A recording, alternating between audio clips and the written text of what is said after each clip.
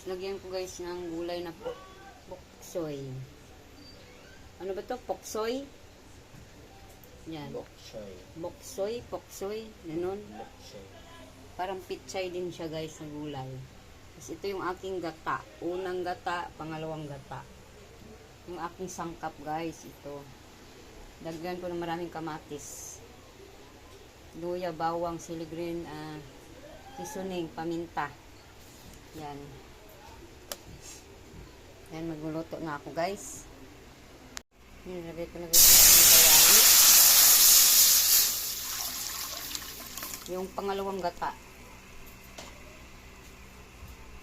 Ito yung aking pangalawang gata. Nilagay ko saan? Baba.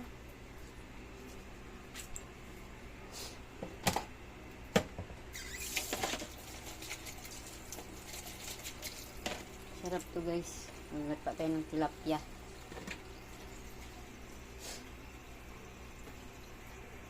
Kulo na siya guys. Nilagay ko na yung mga sangkap.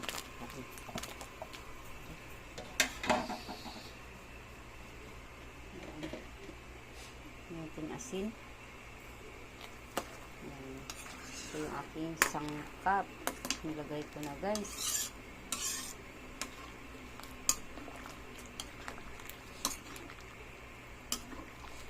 Ginataang tilapia.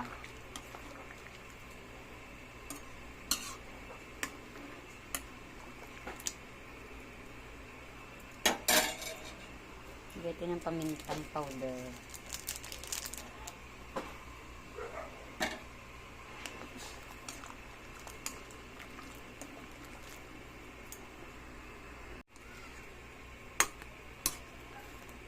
Yan, kulo-kulo na siya.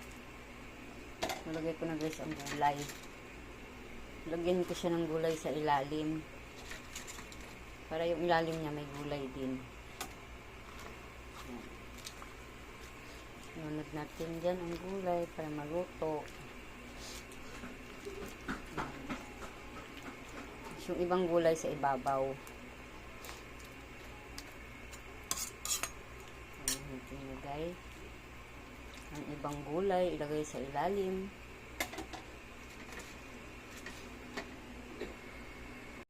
Yan, tapos yung isda sa ibabaw ng gulay. Yan natin maliliit. Hiwa-hiwa maliliit para magkasya.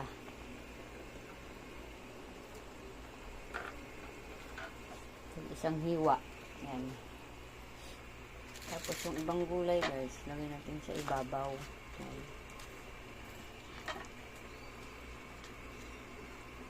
Ibabaw para maluto. Meron siyang gulay sa ilalim.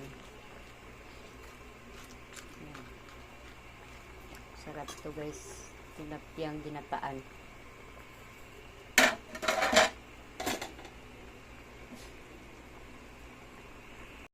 Yan guys, lalagay ko na guys yung seasoning.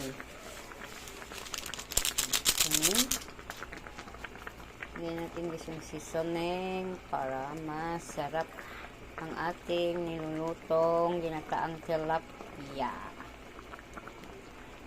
Nalagay na rin natin guys ang sili na green.